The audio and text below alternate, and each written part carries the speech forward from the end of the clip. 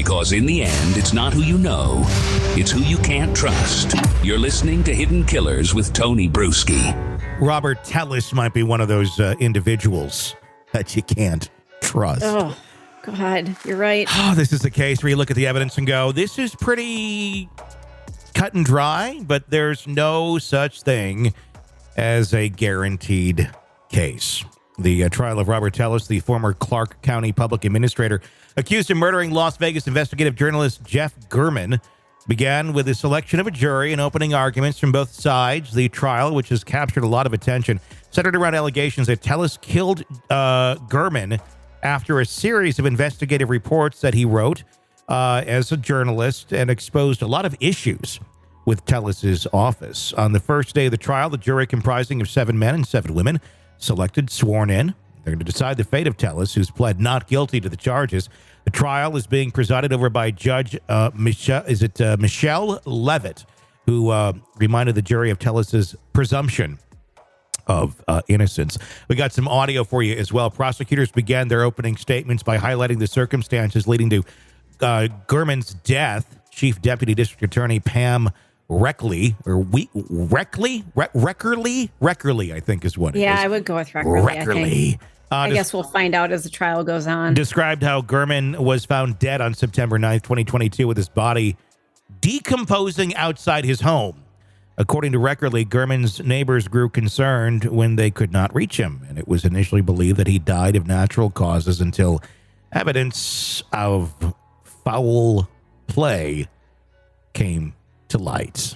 How wait a second. How could you go up to a decomposing body that there had to have been blood around him? I mean, how could you say that that was even natural causes? I mean, the minute you walk up to him and see blood everywhere. Is it his lawn? You know, I don't know. You might think maybe animals. I don't know. I don't know what I would be thinking. I've never had that situation, honestly. But let's listen to what the prosecutor had to say in opening arguments. Mr. German had sharp force injuries to multiple parts of his body, all over. He also, when they found him on September the 3rd, had signs of decomposition, indicating that he had not been killed on the 3rd, but was killed earlier. Investigators assessed the crime scene and took note of several things. One of the things they took note of was that Mr. German's phone was in his pocket. His car keys were in his pocket as well. His wallet with money was on his person as well, suggesting to investigators that robbery was not a motive in this case. Investigators looked around the surrounding area of where Mr. German was found, and they noticed damage to the bushes in the area of where the body was. They looked closer and actually saw blood on some of the bushes in the area by Mr. German's body. And they noticed it on some of the outdoor decorations as well, and they took note of that in their investigation. There appeared to be blood on some of those items. Detectives and crime scene analysts looked inside Mr. German's house as well. Inside the house, there was no sign of forced entry. There was no sign of struggle. All of his valuables were present inside the house. Weckerly presented the jury with surveillance footage showing German being attacked outside his home the night before his body was discovered. The video depicted a perpetrator lying in wait for German, then fleeing in a maroon SUV after the attack. The prosecution also displayed autopsy photos and recounted the investigation that followed. I want to talk about this for a second before we listen to some audio here. The video, if you're going to go murder somebody, maybe don't do it in blaze orange. Right? Oh my God. If for those people who are listening right now and not watching the video, you need to go take a look at this video that we're talking about. They show surveillance video, whether it's Ring doorbells or just surveillance from buildings that this car drove by or that this person walked by. They're wearing bright freaking orange and what looks like a sun hat. It's a sun. I described it with, it's not quite the same. I was thinking more, I described it almost because it is a sun hat. It's a big old, like straw type. It kind of reminded me of Raiden's hat from Mortal Kombat. Yes. But it wasn't quite, just peaked like that. It was a giant sun hat, but that gives you an idea of the size of the damn thing and how just stand out. If you wanted to look inconspicuous, he did the opposite of that. And he's carrying absolutely. He's carrying a giant bag with him. He's got sneakers that are very recognizable. And we'll talk about where all of that was found in just a bit. Let's listen to more from the court. You can see their thumbnail photos associated with those maps that he downloaded. And it's probably hard to see because they're little, the thumbnails of what that picture, those two pictures are of. But here's a bigger version, and it should look familiar to you because it's the side of Jeff Garriman's house where Mr. Garriman's body was ultimately found. And that image was in Mr. Tellis's phone. Detectives also execute a search warrant on the office of Mr. Tellis at the public administrator's office. They search his work computer as well. And in some of the searching on his work computer, they find that he was looking up the make and model associated with Jeff Garriman's car, which I think is a Honda. So that was found in his work computer as well. The prosecutor detailed how Garriman's investigative reporting on Tellis had led to a contentious relationship between the two. Tellis had publicly criticized Garriman, calling his reports politically motivated and referring to him as a bully on social media. Weckerly pointed to his animosity as a potential motive, explaining that Tellis had a maroon SUV similar to the one seen in the surveillance footage. Or identical. And this, to me, I think, is what completely sinks the case. Because I don't know any other case where you'd have someone else's DNA underneath your fingernails, unless it was your sexual partner. Right. And you could write, that could be explained of like, well, we just had sex last night and somebody killed them. I'm guessing they didn't have sex. That's just kind of my guess here.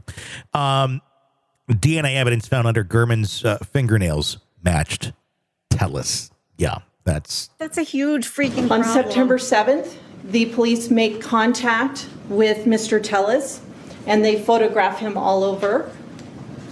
In particular, they photograph his hands, and they notice on one of his fingers he has a Band-Aid.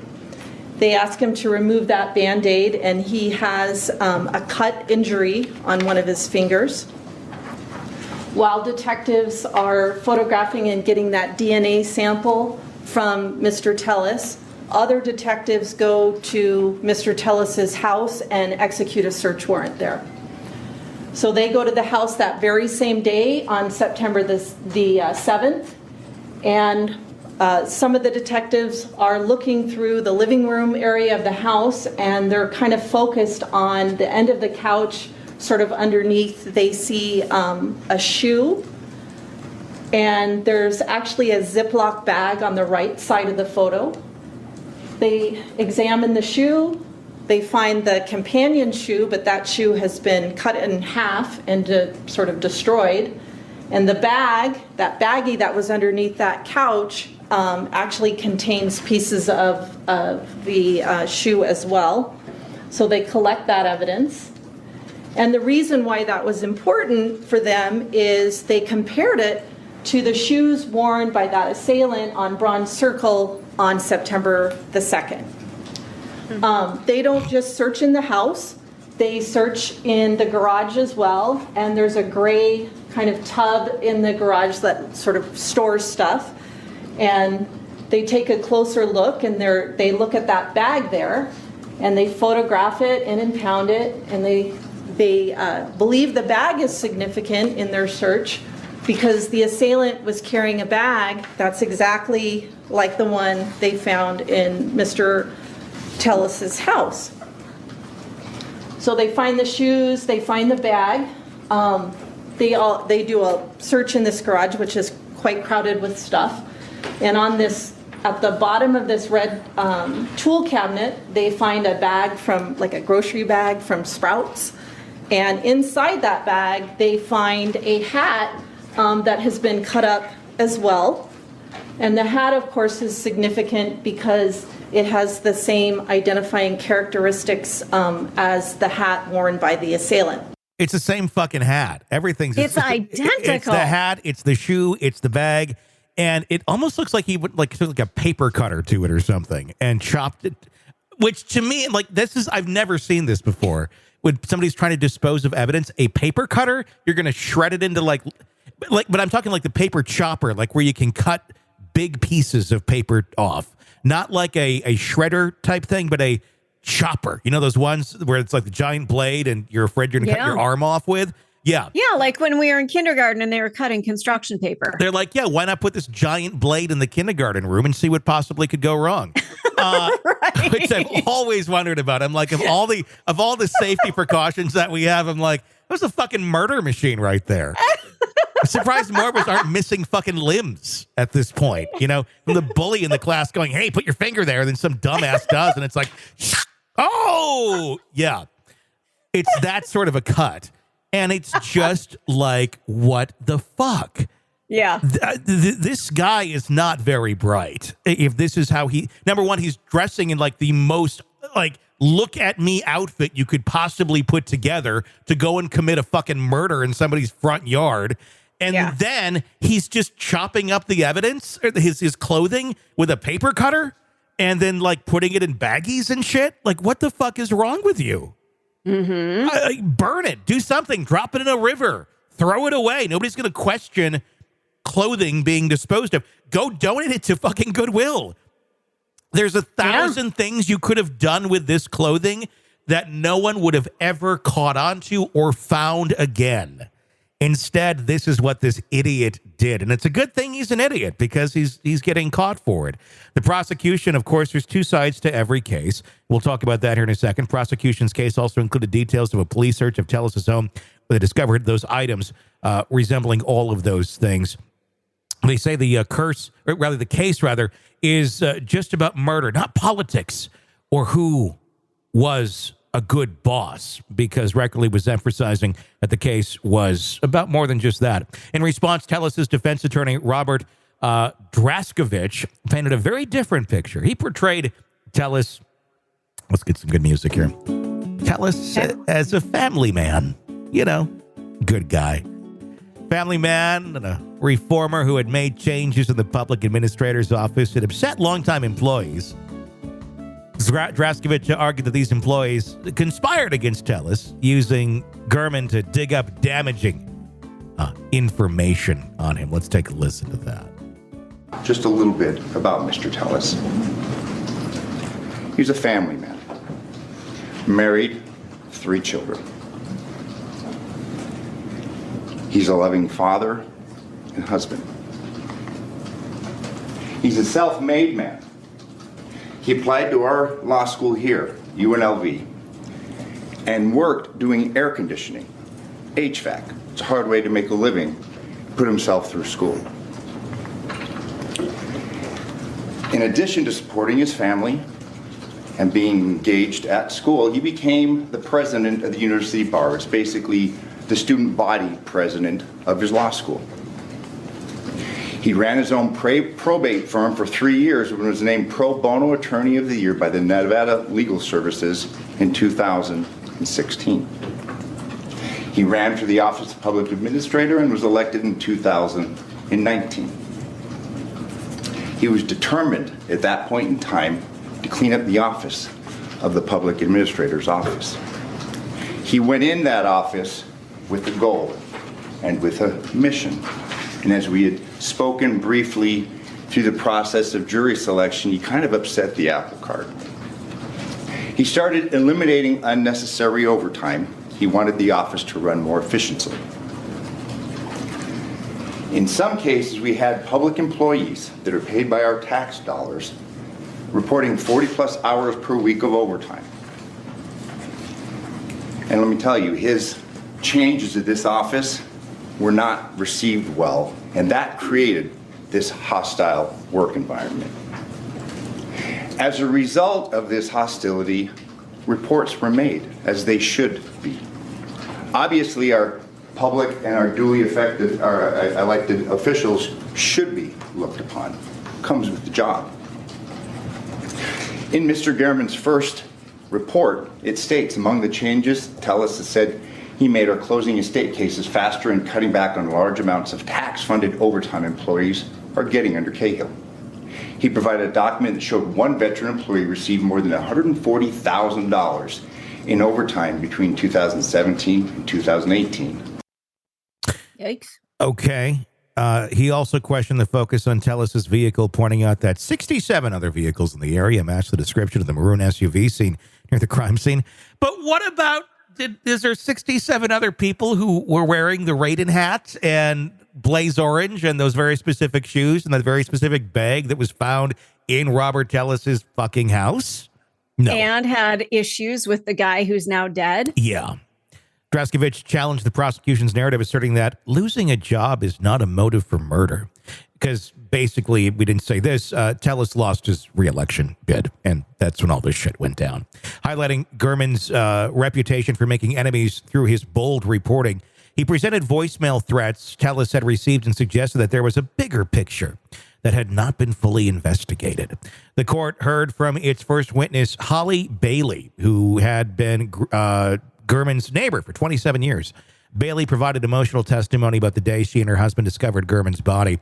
She described her initial concern when she noticed Gurman's garage door was left open, something he never did. When her text messages to Gurman went unanswered, she became increasingly worried. The next day, her husband went to go check on Gurman and found his lifeless body in the yard, prompting the 911 call.